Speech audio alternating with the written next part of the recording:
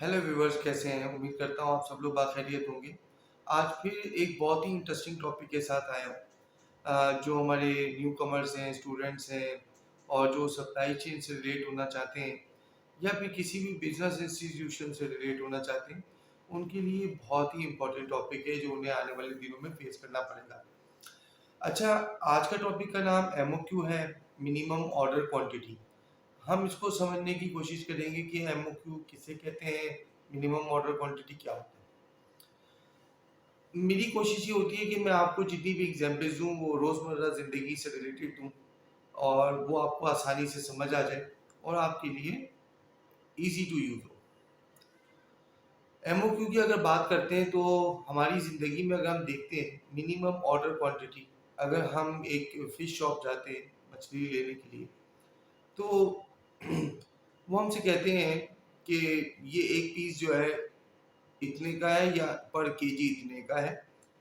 अब वो फिश उसको वेट करता है तो वो 1.5 किलो की निकलती है, कभी 6.4 किलो की निकलती है, कभी 600 ग्राम्स की निकलती है। वो पर पीस है। अब आप उसमें से ये कहेंगे नहीं भाई, मुझे तो सिर्फ 100 ग्राम्स चाहिए। अब वो एक पीस अगर 1 केजी से शॉर्ट है तो वो आपसे एक्सक्यूज कर लेगा, लेकिन अगर बहुत बड़ा पीस है अबव देन 600 6 किलोग्राम्स, तो वो आपकी बात को रख सकता है। लेकिन अगर वो एक 700 ग्राम का पीस है फिश का, तो वो आपसे कहेगा सॉरी सर, ये 1 पीस मैं आपको दूंगा और ये जितना भी हो वो आपको लेना होगा। मेरा मिनिमम ऑर्डर क्वांटिटी वो 1 पीस ऑफ फिश है। इसी तरह हम बहुत सारे फ्रूट्स लेने जाते हैं, वाटरमेलन लेते हैं या इस टाइप की और दूसरी चीज़ें लेते हैं, तो वहाँ पर भी मिनिमम ऑर्डर क्वांटिटी डिफाइंड होता है कि वो एक पीस जो है वो आपका एमओक्यू है, उससे कम दुकानदार आपको नहीं देगा। तो ये चीज़ बिल्कुल क्लियर हो गई कि इससे कम हमें शॉपकीपर नहीं देने वाला। अब आ जाते हैं हम अपने डायरेक्टली टॉपिक के ऊपर कि हमें अपने काम के दौरान सप्लाई चेन में एमओक्यू की कहाँ कहाँ इसका ख्याल रखना पड़ता है।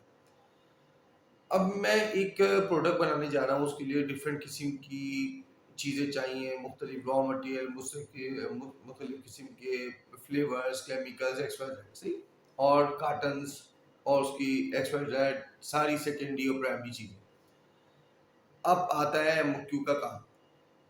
अगर वो कोई चीज़ जेआईटी से रिलेट करती है, जो कि मैं अपनी पिछली वीडियोस में बता चुका हूँ डिटेल, कि कुछ मखसूस ऑर्डर जो कस्टमाइज होते हैं, जो किसी खास कस्टमर से रिलेट करते हुए होते हैं, जो स्टैंडर्ड नहीं होते, वहाँ तो आपको एमओक्यू को नज़रअंदाज भी करना पड़ जाता है और आपको एक्सेस कॉस्ट बियर करके वो मटेरियल मंगाना पड़ता है। लेकिन जो आपके स्टैंडर्ड प्रोडक्ट्स हैं, कभी कभी वहाँ पर भी मिनिमम ऑर्डर क्वांटिटी इतनी कम बनती है कि जो सप्लायर आपको देने वाला है उसको वो आपसे एक्सक्यूज कर लेता है। फॉर एग्जाम्पल, एक फ्लेवर चाहिए मुझे और मेरी मंथ की रिक्वायरमेंट बन रही है 6 किलोग्राम, और उसका जो मिनिमम ऑर्डर क्वांटिटी जो सप्लायर का देने का है, वो बोलता है सर कि मैं आपको 6 लीटर या 6 किलोग्राम नहीं दे सकता, मेरा 25 लीटर का एक केन है, आपको मुझसे पूरा 25 लीटर लेना पड़ेगा क्योंकि मैं लूज नहीं कर सकता इस प्रोडक्ट को। सही, उसकी मर्जी है। ये चीज आपको पहले पता होनी चाहिए कि वो रॉ मटेरियल जो आप लेने जा रहे हो उसका एमओक्यू क्या है, ताकि जब आपकी सेल्स फोरकास्ट आए तो आप बात कर सकें कि भाई मेरा जो इस मटेरियल को आप जो क्वांटिटी मांग रहे हो इस मंथ, अगर वो जीआईटी बेस्ड नहीं है तो आप अपने सेल्स पर्सनल से, सेल्स टीम से इस चीज को इन्फोर्स कर सकते हो कि मिनिमम इतने कार्टन तो दें, या कम से कम आप मुझे इस बात पे तो एग्री करें उनको कि वो प्रोडक्ट को 4 महीने तक वो कंज्यूम कर लेंगे। ये नहीं हो कि सिर्फ इसी मंथ आपने बना लिया और उसके बाद जो है फिर आपने उसकी सेल नहीं होती या कुछ भी नहीं होता, तो फिर वो एक और मसले मसाइल वाला मामला हो जाएगा। आपने सबसे पहले इस चीज को देखना है कि वो मटेरियल जो इस महीने की प्रोडक्शन के हिसाब से तो 6 लीटर की कंजम्पशन बता रहा है, लेकिन अगर मैं उसको 25 लीटर मंगा लेता हूँ तो मेरे 3 से 4 महीने के अंदर वो पूरा कंज्यूम हो जाएगा। अब यहाँ पर आपको स्ट्रेटेजिकल मूव लेने पड़ेंगे। आपको ये भी देखना होगा कि मार्केट के अंदर इस वक्त रॉ मटेरियल की प्राइसेस में क्या कंसिस्टेंसी है या नहीं है। अगर कंसिस्टेंट नहीं है और आप देख रहे हैं कि आपकी मार्केट के अंदर, लोकल मार्केट के अंदर आपकी करेंसी डीवैल्यू हो रही है या कोई और XYZ फैक्टर्स हैं और वो material day by day increment की तरफ जा रहा है, तो आपने फौरन उसको ग्रैब कर लेना चाहिए, क्योंकि वो आने वाले दिनों में आपके लिए बड़ा हेल्पफुल साबित हो सकता है। इसी तरीके से MOQ और एक और जगह अप्लाई होगा आपका। ये तो रॉ मटेरियल बाइंग के वक्त आपको जो मुश्किलात आएंगी वो आपने स्ट्रेटेजिकल मूव के तहत उसको निकालना है। अब दूसरी बात आती है कि जब आप सेल्स पर्सन से बात करते हैं कि वो कहते हैं कि एक एक्स प्रोडक्ट के उसके मुझे 100 यूनिट्स चाहिए। अब क्या वो 100 यूनिट्स आपके लिए पूरे मंथ के लिए सफिशिएंट है या एक दिन के लिए सफिशिएंट है या आधे दिन के लिए सफिशिएंट है? अगर वो एक प्रोडक्शन लाइन पे चल रही है वो प्रोडक्ट और वो 100 कार्टन से, अगर उसके साथ कोई दूसरी प्रोडक्ट का जोड़ नहीं बनता, तो फिर आप उनसे कहेंगे सर मेरा MOQ इस प्रोडक्ट के लिए मिनिमम 500 कार्टन या 400 कार्टन है, जो भी आपकी XYZ ऑर्गेनाइजेशन।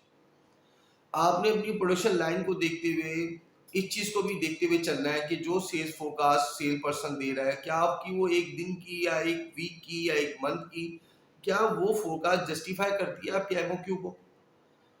ये चीज भी आपने देखकर पूरा स्टडी करके रिसर्च करके डिस्कशन करके सॉर्ट आउट करनी है, वरना आपकी फोरकास्ट सफिशिएंट और सही नहीं बनेगी।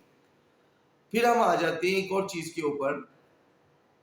जब आपकी पार्टी आपसे लेने के लिए आती है, यानी JIT की भी इसमें बात नहीं कर रहे, नॉर्मल कस्टमर, आपका एक कार्टन है, अगर फैक्ट्री से डायरेक्ट लेगी तो वो कार्टन की शेप में ही ले सकती है। अब वो कार्टन की शेप में लेगी तो कितने कार्टन होने चाहिए, तो आप उसको डायरेक्टली इंटरटेन करेंगे। नहीं तो आप कहेंगे कि भाई मेरा होलसेलर है, मेरा डिस्ट्रीब्यूटर है, मेरा सब डिस्ट्रीब्यूटर है, मेरा रिटेलर है, आप उससे ले लें। अगर वो कंपनी से लेता है तो मिनिमम कितना होना चाहिए कि वो आपको डायरेक्टली प्लेस करे ऑर्डर?